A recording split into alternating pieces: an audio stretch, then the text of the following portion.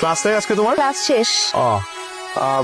পরিচয় করে দিই, ও কাজল, ও হচ্ছে প্রীতি, আর প্রীতি ও হচ্ছে কাজল আমার। আপনার সেই কাজিন যার গান শুনতে শুনতে আমার কাজল চোখের কথা ভাবছে, তাই না?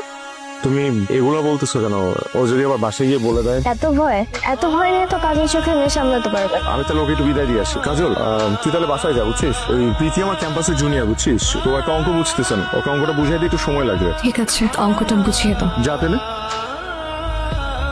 হ্যালো, প্রীতি মেয়েটাকে কি মানে? তোকে বলবো কেন? তুমি বলবা না? না, বলবো না। তুমি আমার গান শুনে শুনে ওই মেয়েকে নিয়ে কল্পনা করো, তাই না? আমি মামা মামিকে সব বলে দিব। তুই তো ভালো ফাজিল। তাহলে বলো। আমি তোকে বলছিলাম না, কোন এক অঙ্কে যাওয়া মেয়ের চোখের দিকে তাকিয়ে বলতে চাই। তার মানে প্রীতি তোমার কাজল চোখের মেয়ে। তার মানে আপনি বলতে চাইছেন শুভ্র ভাইয়ের ক্যারেক্টার একটু লুজ? একটু না পুরোটাই লুজ। আমি বলি আপনি মিলিয়ে নেই। বলেন। শুভ্র ভাইয়া আপনার চোখে প্রেমে পড়েছে, তাই না? হ্যাঁ। বলেছে আপনার চোখে কাজল দিলে আপনাকে আরো সুন্দর